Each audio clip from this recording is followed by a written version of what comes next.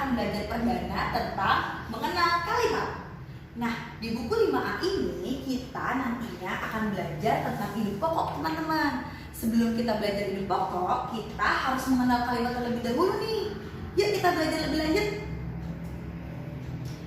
Di dalam mengenal kalimat, kita akan mengenal dari ketiga hal ini. Yang pertama, definisi kalimat. Yang kedua, unsur-unsur kalimat. Dan yang terakhir, nantinya kita akan tahu contoh kalimat yang benar itu seperti apa.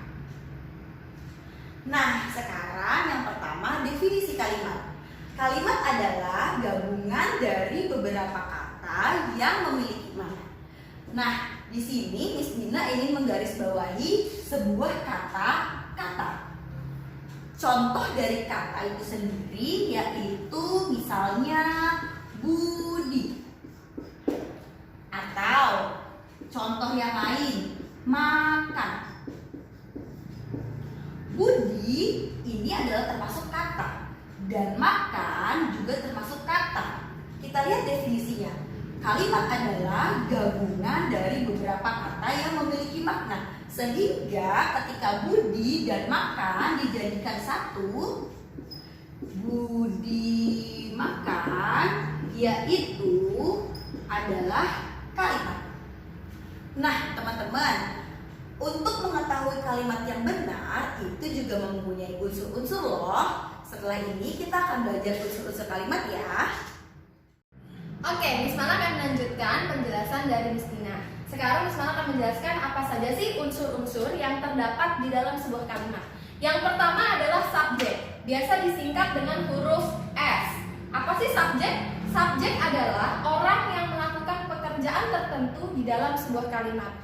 Subjek bisa berupa nama orang, nama hewan, nama tumbuhan, atau nama benda. Miss Mala kasih contoh nama orang ya, misalnya Budi. Nah, Budi adalah subjek. Kenapa? Karena Budi adalah nama orang. Selanjutnya, yang kedua adalah predikat. Predikat biasanya berbentuk kata kerja. Biasa disingkat dengan huruf P. Apa sih predikat? Predikat adalah pekerjaan yang dilakukan oleh subjek dalam sebuah kalimat. Tadi Miss Mala sebutkan subjeknya Budi. Artinya Budi melakukan pekerjaan. Apa pekerjaannya? Misalnya membaca. Budi membaca. Artinya membaca ini adalah pekerjaan yang dilakukan oleh Budi. Selanjutnya yang ketiga adalah objek. Biasa disingkat dengan huruf O. Apa sih objek? Objek adalah benda, kejadian, atau orang yang menjadi pokok pembicaraan dalam kalimat. Budi membaca. Apa sih yang dibaca Budi? Misalnya buku. Nah, berarti buku ini adalah objek karena buku adalah hal yang dibaca oleh Budi. Selanjutnya yang terakhir nomor 4 adalah keterangan. Biasa disingkat dengan huruf K.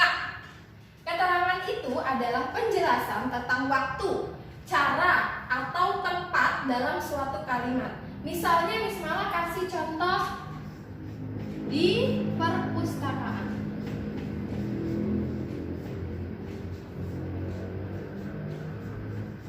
Nah, di perpustakaan adalah keterangan tempat karena perpustakaan adalah nama suatu tempat. Kalau ini kita gabung, Budi membaca buku di perpustakaan, ini bisa menjadi suatu kalimat yang lengkap. Apakah kalimat harus mengandung semua unsur yang ada di sini? Nah, kita pelajari lebih lanjut yuk. Oke teman-teman, sekarang kita lanjutin ya belajarnya. Tadi kalian sudah belajar apa sih definisi kalimat dengan Miss Dina. Lalu dilanjutkan apa sih unsur-unsur kalimat yang sudah diajarkan oleh Miss Mala. Nah, sekarang kita belajar bagaimana menggunakannya ya. Nah, sekarang kita akan melihat di sini ada 3 pola kalimat yang berbeda. Tetapi untuk di dalam satu kalimat wajibnya atau syarat suatu kalimat itu hanya harus memiliki 2 unsur, yaitu subjek dan predikat. Jadi kalimat itu sudah bisa disebut kalimat jika dia memiliki subjek dan predikat ya. Contohnya ibu memasak. Ibu sebagai subjek, memasak sebagai predikat. Nah, ini sudah kalimat Miss. Sudah ya nak. Kenapa? Karena sudah memiliki subjek dan predikat. Bisa nggak Miss kalimatnya lebih lengkap? Bisa. Misalkan contoh yang kedua nih, kalau kita mau buat lebih lengkap, ibu memasak nasi, ibunya sebagai subjek, memasaknya sebagai predikat. Nah, apa yang dimasak oleh ibu? Kita lengkapi lagi, nasi sebagai objek. Jadi pola yang kedua ini lebih lengkap dari yang pertama. Kalau yang pertama hanya subjek dan predikat, yang kedua subjek, predikat, dan objek. Miss, bisa nggak kita buat lebih lengkap? Bisa. Nah, yang paling lengkap itu kalau polanya subjek, predikat, objek, dan keterangan. Jadi tadi nih dari ibu memasak nasi, kita lengkapi lagi yuk kalimatnya.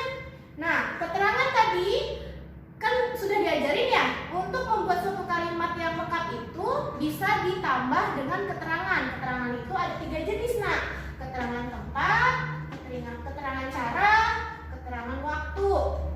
Jadi kita ini ya, buat satu-satu ya contohnya. Pertama, ibu memasak nasi di dapur. Di dapur itu adalah keterangan tempat. Jadi ini adalah kalimat yang lengkap pertama dengan pola ibu sebagai subjek, memasak sebagai predikat, nasi sebagai objek, di dapur sebagai keterangan. Keterangannya adalah keterangan apa? Keterangan tempat, ya. Terus yang kedua keterangan yang kita pakai keterangan cara. Contohnya gimana, Miss? Ibu memasak nasi dengan penanak nasi, ya. Ibu sebagai subjek, memasak sebagai predikat, nasi sebagai objek. Dengan menggunakan penanak nasi ini, ya, dengan penanak nasi disebutnya keterangan. Keterangan apa? Keterangan cara. Gimana sih cara ibu memasak nasi? Cara ibu memasak nasi dengan menggunakan penanak nasi. Nah, contoh yang ketiga ya, nak. Untuk keterangan waktu. Gimana kalimatnya, Miss? Kalimatnya seperti ini. Ibu memasak nasi di pagi hari. Jadi, keterangan waktunya yang mana? Keterangan waktunya yang ini. Di pagi hari, ya. Jadi, kapan sih ibu memasak nasi? Ibu memasak nasi di pagi hari. Jadi, di pagi hari ini sebagai keterangan waktu. Nah, begitu cara kita menggunakan unsur-unsur kalimat ya. Jadi, recap sedikit ya. Awalnya kalimat itu hanya bisa terdiri dari 2 unsur, yaitu subjek dan predikat. Tapi kalau ini lebih lengkap lagi boleh, yaitu dengan menggunakan pola subjek, predikat, objek, atau kalau mau paling lengkap yaitu subjek, predikat, objek, dan keterangan. Oke, sesi terakhir kita belajar kali ini adalah rangkuman. Rangkuman dari sebuah kalimat. Kalimat adalah gabungan dari beberapa kata yang memiliki makna. Unsur-unsur kalimat meliputi 4 hal, yaitu subjek, predikat, objek, dan keterangan. Kalimat yang dianggap sebagai kalimat yang benar adalah kalimat yang memiliki pola subjek dan predikatnya, lalu subjek, predikat, dan objek. Yang terakhir adalah subjek, predikat, objek, dan keterangan. Bagaimana? Apakah sudah jelas? Sampai ketemu di materi berikutnya. Wassalamualaikum warahmatullahi wabarakatuh.